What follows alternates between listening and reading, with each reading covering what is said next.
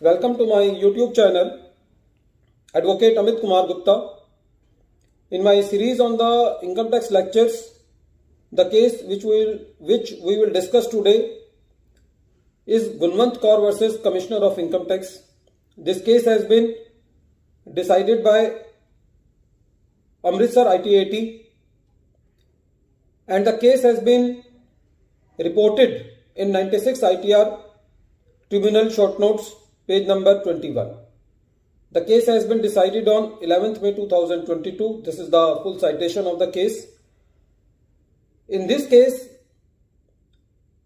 there were three matters which were pending before the ITAT to be decided.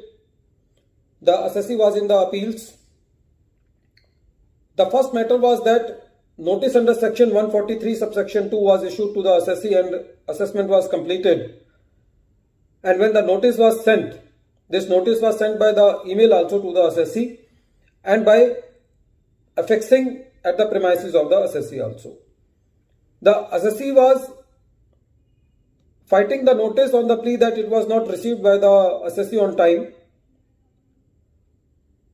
So, as far as the validity of the notice issued by the email was concerned, the ITAT said that the notice will be deemed to be received on the date when the email has been issued by the department. Meaning thereby that when the email was issued to the assessee on the same date, the mail is received by the assessee in its mailbox.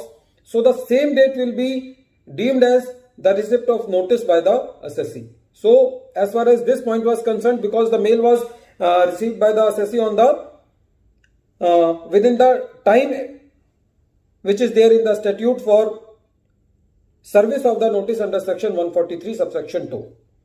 The second issue was that the taxability of the interest on the compensation received by the assessee. Taxability of the interest which was given to the assessee on the delayed compensation to the assessee. Generally, in these type of interest, the issue comes that in which year it will be taxable, because the interest is given to the assessee after a litigation of 5-10 years. So the question arises whether this interest will accrue to the assessee year by year or something like that. So to remove this litigation or to remove any doubt, the income one section was introduced into the Income Tax Act, section 56 subsection 2 clause 8, in which it was said that the interest will be taxable in the hands of the assessee in the year of receipt of interest on the compensation. Although it seems to be illogical, but because it is not practical possible that the assessee will go back and the returns will be revised and then the refunds will be issued to the assessee or something like that. So to remove all those hurdles, a straight jacket formula has been adopted by the department to tax the interest on compensation in the year in which the interest is received. But this is a little bit harsh on the assessee also. So to remove that harshness, a standard deduction of 50% of the total interest received has been provided in section 57 clause 4, which says that any income which has been received in section 56 subsection 2 clause 8, for that income a flat 50% deduction will be allowed to the assessee as an expenses to earn that income. So that harshness has been taken away by this section and a flat 50% deduction has been allowed to the assessee. This three things has been decided by the Amritsar ITAT in this particular case.